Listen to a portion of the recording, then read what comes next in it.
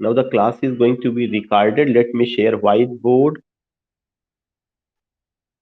And you will come to know that there are so many things here. And one thing I want to tell you, in today's class we will take what? In today's class we will take literary schools. The literary schools. Yeah, literary schools. Literary, literary schools. SCHOOLS. This particular literary schools में जो सबसे पहला हम लोग school को cover करेंगे, उसमें आप देखेंगे कि we are going to take what? We are going to take graveyard school of poetry. अगर आपको याद होगा, कल ही मैंने लिखवाया था, तो उसमें सबसे पहला जो हम पोइट्री को लेंगे या पहला जो स्कूल लेंगे, that is a graveyard. Graveyard school of poetry. Graveyard school of poetry. ये जो ग्रेवयार्ड स्कूल ऑफ पोइट्री है, इस स्कूल ऑफ पोइट्री को नाम ग्रेवयार्ड क्यों कहा गया? इसलिए कहा गया कि जितने भी पोएट्स इस कैटेगरी में आते हैं, means poets who come in this school, in this type of school, या poets who are associated with this type of school, they composed their poem sitting in graveyard. उन्होंने अपनी पोयम को church, ये जो graveyard रहा है, church का जो कैंपस था, कैंपस के बगल में जो ग्रेवयार्ड वगैरह होता था, वहां पे बैठ करके या उसको एक सब्जेक्ट मैटर बना करके उन्होंने अपनी पोयम को लिखा।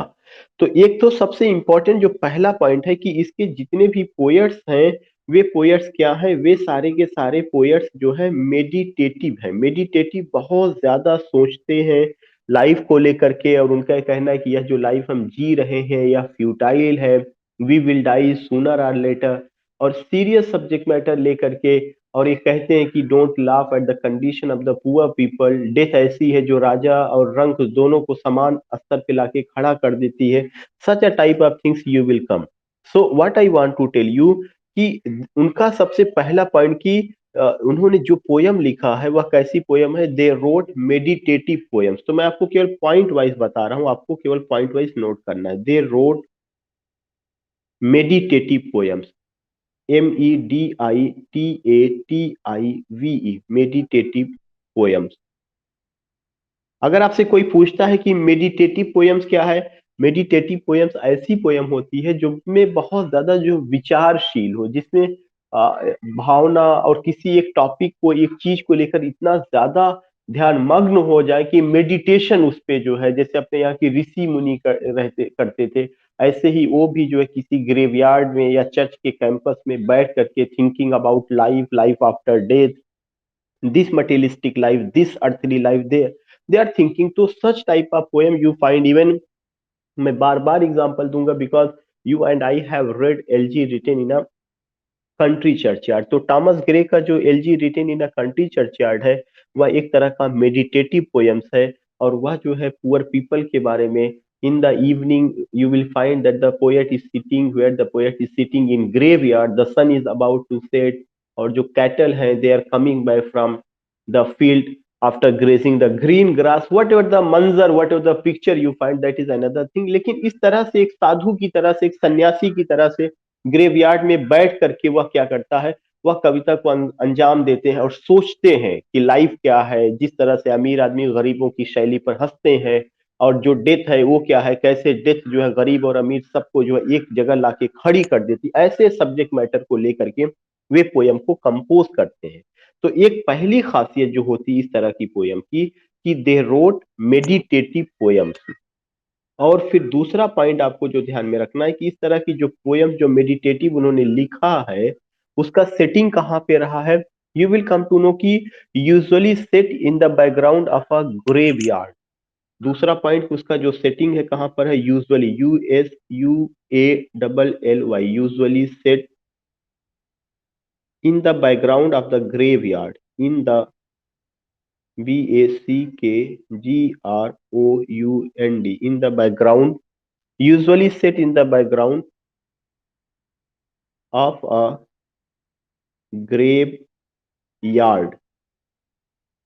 यह एक दूसरा पॉइंट है जो उस पोयम से रिलेटेड है, कि उसका ज्यादातर सेटिंग कहाँ पर होगा? ग्रेव यार्ड में होगा। और ये मैं बार बार कह रहा हूँ कि elegy written in a country churchyard अगर आप देखेंगे तो वहां पर यू कैन जस्ट सी। और उनकी जो पोइट्री का जो जनरल थीम था, उनकी पोइट्री का जनरल थीम क्या था कि morality of life and vanity of human wishes. तो next point, general theme, general theme, THEME, general theme of his poetry, POETRY, poetry is morality in life and vanity of human wishes, VANITY, vanity of human wishes. So you will come to know कि यह एक general theme रहा कि वह एक ऐसे जो भी वो पोएट होते थे वो बताते थे कि आपकी लाइफ में नैतिकता कितनी है, कितना ज्यादा आप दूसरों के बारे में सोचते हैं, how much do you think about other, how much do you think about the life of others, कितना ज्यादा आप दूसरों की जीवन के बारे में सोचते हैं, और जो जीवन आप जी रहे हैं, जिस पर आप गर्व कर रहे हैं, यह जो है वैनिटी या झूठा है। जो भी आपकी इच्छा है कि मैं ये बन जाऊं, मैं ये कर लूं, मैं इस तरह का मेरा आइडेंटिटी हो जाए, मैं इतनी ऊंचाई पर पहुंच जाऊं, ये सब की सब चीजें झूठी, ये सब की सब चीजें उसमें केवल दिखावटी है या उसमें दिखावापन है। तो इसको लेकर के उनका एक अदर पॉइंट रहा है कि general theme of his poetry is morality in life and vanity of human wishes. इस तरह का करके ह्यूमन विशेस है या जो आपकी एम्बिशन वगैरह है, जो आपकी महत्वाकांक्षा है, ये प्राप्त कर लूं, ये अचीव कर लूं, तो दे जस्ट वांट टू से कि ये सब चीजें these are only for short days, are for short time, it's not permanent, it's not forever what you want to achieve in this world, because you have to leave each and everything sooner or later, and whatever has been done by your forefathers, you can just see the history of your fathers कि where are they, वे कहाँ पर इस समय है। आप अपने forefathers की history को देख सकते हैं, या जो बड़े बड़े राजा धरती पर आए जिन्होंने बहुत सारा जंग किया होगा, बहुत सारा लैंड जीता होगा, इंपायर खड़ा किया होगा, जो इंपीरियलिज्म में बिलीव किए होंगे, उनका इतिहास देखिए कि वे अब कहाँ पे हैं, उनका नामो निशा नहीं होगा। तो इस तरह के कॉन्सेप्ट को लेकर के जो जनरल चीजें हम लोग अपनी लाइफ में बात करते हैं, जो बहुत जरूरी है, रियली में बहुत जरूरी कि दुनिया अगर इस तरह की बातें ना हो तो दुनिया में न जाने मटेरियलिज्म कितना हावी हो जाए, कितना लोग कितना ज्यादा धन इकट्ठा कर लें, कितना ज्यादा पैसे के पीछे भागें। तो शायद इस तरह की पोयम्स, इस तरह का लिटरेचर, इट चेक अस, यह हमें चेक करता, रोकता है कि you don't have to involve only this activity, you don't have to do this only this thing, you are in this world for the betterment of the people, for the better of the other people, think about others also, उनके बारे में भी आपको सोचना चाहिए। वरना जो है लोग क्या करने, the people will only horde and just accumulate money, केवल एक काम करना शुरू कर दें कि चीजों को होर्डिंग करेंगे और जो है अक्यूमुलेट करेंगे, इकट्ठा करने में ही अपना समय गंवाएंगे। ऐसे भी such type of people you can just see. तो इस तरह की चीजें रही हैं। और दूसरा सबसे बड़ा चीज उनकी जो पोइट्री रही है, उनकी पोइट्री में एलिजाइक टोन, नेक्स्ट पॉइंट जो आपको ध्यान में रखना है कि elegiac, ELEGIAC, elegiac tone and note of human misery, note of human misery, MISERY। So you will come to know कि उनकी जो पोयम रही है, उनकी जो पोइट्री का टोन रहा है, वह बहुत एलिजाइक होता था, उसमें दुख होता था। और वो जो है देखते थे कि दुनिया में जो इंसान आया है, they have to leave this world, but how much demarcation, how much discrimination, how much differences among human being you can see, among human you can see, कितना ज्यादा अंतर है, कोई गरीब है, कोई अमीर है, कहीं पे इनजस्टिस है, कहीं इनइक्वालिटी है। इस सब चीजों को सोच करके आप देखेंगे कि उनमें एक एलिजाइक टोन था, और note of human misery you can just find. और इसके अलावा जो है उनकी अपनी जो पोइट्री रही है उसमें क्या है कि profound grief and gloom, next point की profound grief, profound, PROFOUND, profound grief and gloom, GLOOM। So profound का मतलब बहुत ज्यादा, PROFOUND, एनफ। जो दुख है वो बहुत ज्यादा दिखाया गया, प्रोफाउंड ग्रीफ और ग्लूम का एक वातावरण तैयार किया गया। ऐसा लगता है कि उनका एक कहना है कि the life which you are passing in this world, that's life is only for short time. Don't feel proud, या don't think that you are here forever, permanent, या everlasting. Such a concept you don't find at all. This is why there is a warning. और यही कारण है कि आप एक warning पाते हैं कि इसमें जो है, in LG written in a country churchyard कि don't laugh at the condition of the poor people. क्योंकि वो एक लाइन बोलते हैं, let not ambition mock their useful toils, nor homely joys, nor destiny obscure. ये जो लाइन है एक वार्निंग है कि हर आदमी को डेथ कैसे जो है ले जाती है। So you will come to know कि इस तरह की चीजें भी हम वहां पे देखते हैं कि उनकी अपनी पोइट्री में प्रोफाउंड ग्रीफ और ग्लूम है। दूसरा सबसे बड़ा चीज अगर आप देखेंगे कि इसके अलावा जो है टोन ऑफ डिस्पेयर आपको देखने को मिलेगा। उनकी जो टोन है उसमें निराशा है, tone of despair, DESPAIR, tone of despair है।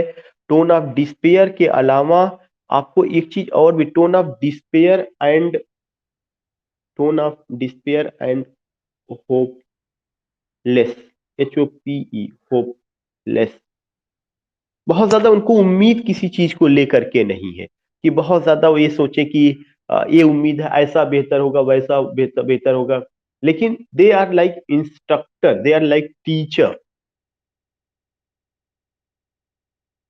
और एक और चीज आपको ध्यान में रखना है कि inevitable end of life, INEVITABLE, inevitable end of life,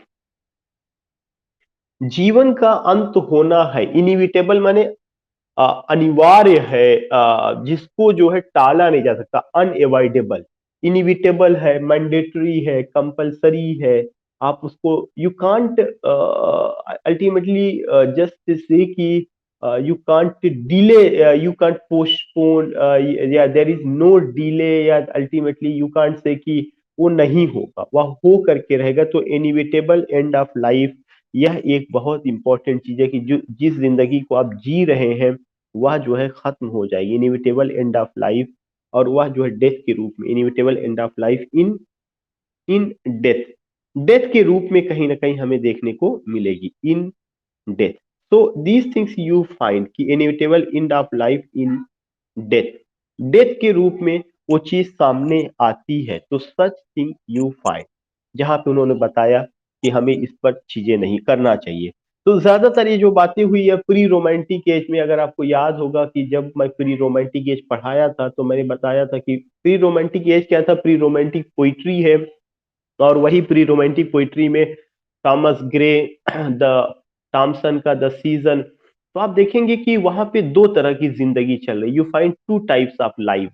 and what are they कि एक तरफ तो जो है लंदन के जो जेंटिलमैन हैं, जो लॉर्ड्स हैं, जो लेडीज हैं, they are passing the fashionable life. और उनका अपना खुद का एक लाइफ में उनकी अपनी एक दूसरी तरह की, जिसको आप कह सकते हैं कि लस्ट है, पैशन है, क्लब है, काफी हाउस है। So many places they are going, they are spending their life. और इसके अलावा जो है ऐसा पोएट को लगता था कि एक ऐसा वर्ग है जो ग्रामीण अंचल में रह रहा है, जो गांव के कब्रिस्तान में दफन है, उनको इस तरह की चीजें मयसर नहीं हुई है, they didn't get it. They have not seen coffee house, they have not seen club, they have not seen hotel, restaurant, pub, beer bar, such a places they have not gone. But they were very simple, they were rustic people using rustic language, they have their own life style. तो poet को लगता है कि यह एक बड़ा gap है। और उनको ये लगता है कि पोएट, वो कहते हैं कि elegy read in country churchyard में कि जिस कब्रिस्तान में मैं बैठा हुआ हूँ यहाँ पे भी कोई मिल्टन हो सकता था, यहाँ पर भी कोई ओलिवर क्रामवेल हो सकता था। But they did not get opportunity, they did not get opportunity, उनको ऐसा मौका ही नहीं मिला कि वे ऐसा कर सके। तो इस तरह की चीजों को लेकर के, इस तरह की बातों को लेकर के आप देखेंगे कि रहा है।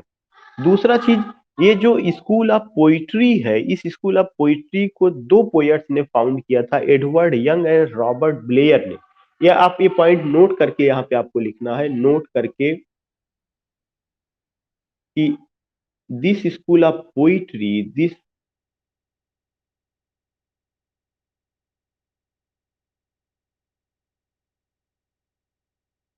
You will come to know कि ये जो स्कूल ऑफ पोइट्री है, दिस